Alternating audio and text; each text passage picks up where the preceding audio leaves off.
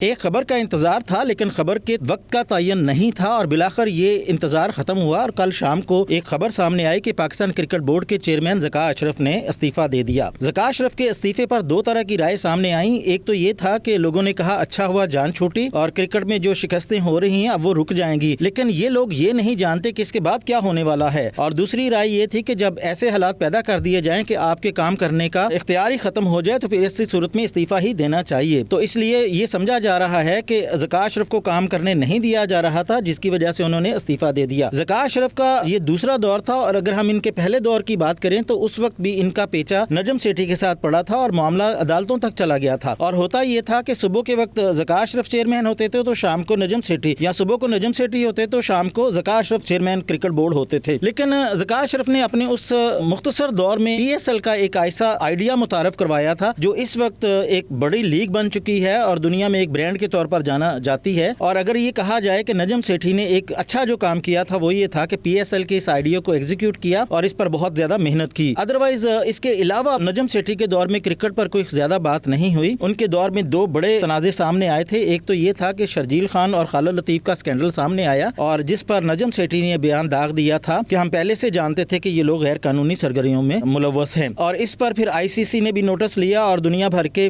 دیگر بورڈز نے بھی یہ بات اٹھائی کہ اگر ان کو پہلے سے معلوم تھا تو انہوں نے ان کو روکا کیوں نہ۔ اور دوسرا یہ تھا کہ نجم سیٹھی کے دور میں بھارت اور پاکستان کے بیچ میں ایک ایم او یو سائن ہوا تھا جس کے تحت 2023 کے اینڈ تک دونوں ملکوں کے بیچ میں 6 سیریز بائیلیٹرل سیریز کھیلی جانی تھیں، اور اس کے بعد بھارت نے یہ سیریز کھیلنے سے انکار کیا اور یہ مقدمہ عالمی عدالت میں چلا گیا جہاں پر پاکستان نے 1.3 بلین روپے جھونک کر یہ مقدمہ ہار گئے، اور جس کی وجہ سے پاکستان کو بہت شرمندگی کا سامنا کرنا پڑا۔ اور اس کے علاوہ نجم سیٹھی کے دور میں کوئی اور خاص بات نہ تھی۔ اس کے بعد رمیز راجہ آئے تو رمیز راجہ نے ساری کی ساری توانائیاں اپنی سیلف پروجیکشن پر ختم کی۔ ان کے دور میں ریجنل کرکٹ کا اجرا ہوا، ان کے دور میں ڈپارٹمنٹل کرکٹ ختم ہوئی اور ان کے نتیجے میں کرکٹ کی نرسریاں ختم ہوئیں، اور اس وقت حالت یہ ہے کہ ہم اپنے پاکستانی اسکواڈ سے کسی بندے کو ریپلیس کرنا چاہیں تو ہمارے پاس کوئی ریزرو میں ایسا کھلاڑی نہیں جسے ریپلیس کیا جا سکے۔ اس کے علاوہ رمیز راجہ نے اپنے دور میں پی ایس ایل جونیئر پر 1 ارب روپے کی خطیر رقم خرچ کر وسائل کو نقصان پہنچایا تھا۔ اس کے بعد پھر نجم سیٹھی آئے تو نجم سیٹھی کو تھوڑا سا وقت ملا جس میں انہوں نے کرکٹ بورڈ کے آئین کا اجرا کیا، لیکن اس کے ساتھ ہی آصف علی زرداری اس میدان میں کود پڑے اور انہوں نے شہباز شریف کو مجبور کر کے نجم سیٹھی کی جگہ ذکا اشرف کو چیئرمین کرکٹ بورڈ بنا دیا تھا۔ ذکا اشرف کی یہ کوشش تھی کہ وہ سب کو ساتھ لے کر چلیں، لیکن ان کے دور میں بہت ساری ایسی خرابیاں ہوئیں جس کا نقصان نہ صرف کرکٹ کو ہوا بلکہ اس سے کرکٹرز بھی متاثر ہوئے۔ ان کے دور میں سب سے پہلے تو سارے کے سارے کوچز ریزائن کر گئے۔ ان کے دور میں ہم ایشیا کپ ہار گئے، ان کے دور میں ہم ورلڈ کپ ہار گئے، ان کے دور میں ہم آسٹریلیا سے سیریز ہارے، ان کے دور میں ہم نیوزی لینڈ سے سیریز ہارے، اور ان کے دور میں 18 رکنی ٹیم کے ساتھ 17 رکنی آفیشلز کی ٹیم گئی جس سے یہ تاثر ملا کہ یہ لوگ سیر سپاٹے کے لیے گئے ہوئے ہیں۔ تو گویا آپ یہ کہہ سکتے ہیں کہ ذکا اشرف نے اپنے جو آس پاس کے لوگوں کو نوازنے کی بہت زیادہ کوششیں کی اور کوششوں میں کامیاب بھی رہے۔ ذکا اشرف کے دور میں پاکستان کرکٹ کے تمام فارمیٹ کے جو کپتان ہیں وہ بھی بدل دیے گئے، ان میں شان مسعود آئے اور شاہین شاہ آئے، لیکن دونوں کی جو تعیناتیاں ہیں وہ پاکستان کے گلے پڑیں اور پاکستان بری طرح سے ہارا۔ اب آخر میں آپ کو یہ بتاتا ہوں کہ یہ ذکا اشرف کے استعفے کی بڑی وجہ کیا بنی۔ اس وجہ کو اگر آپ سیاسی کلیش اور سیاسی تنازع کے ساتھ جوڑیں تو غلط نہ ہوگا۔ اس وقت پاکستان میں سیاست میں الیکشن چل رہے ہیں اور اس الیکشن میں دو بڑی جماعتیں مسلم لیگ نون لیگ اور پاکستان پیپلز پارٹی متحارب ہیں اور ایک دوسرے کے خلاف بڑے زوروں سے بیان بازی جاری ہے۔ اور اسی اسنا میں یہ دیکھا گیا کہ نون لیگ کے جو وزیر ہیں فواد حسن فواد، جو کہ اس وقت عبوری گورنمنٹ میں وزیر ہیں، وہ بین الصوبائی وزارت کے بھی وزیر ہیں، اور انہوں نے ذکا اشرف کو ان کے اقدامات سے روک دیا۔ ہوا یہ کہ ذکا اشرف نے 2 روز پہلے کراچی میں ایک اجلاس بلایا تھا جس میں بورڈ آف گورنرز کو بلایا گیا، اور اس اجلاس میں کچھ مالی معاملات طے کرنے تھے اور بورڈ آف گورنرز کی تعیناتی کرنی تھی تاکہ 4 فروری کو جب ان کا ٹینور ختم ہونا تھا تو الیکشن میں وہ بورڈ آف گورنرز کا ووٹ جو ہے بڑا امپورٹنٹ ہے۔ تو اس اجلاس کو روک دیا گیا اور ذکا اشرف کو فوری طور پر اسلام آباد بلا لیا گیا کر ان سے یہ کہا گیا کہ یا تو آپ استعفیٰ دے دیں اور یا ہم آپ کو سیک کر دیں گے۔ تو ذکا اشرف نے عزت اسی میں سمجھی کہ وہ استعفیٰ دے دیں اور اس طرح سے انہوں نے استعفیٰ دے دیا، اور کرکٹ بورڈ جو ہے وہ خاور شاہ جو وکیل ہیں اس سارے معاملے کے ان کے حوالے کر دیا گیا۔ تو اس طرح سے اگر یہ کہا جائے کہ نواز شریف نے خاموشی سے زرداری کی ایک بڑی وکٹ گرا دی تو غلط نہ ہوگا۔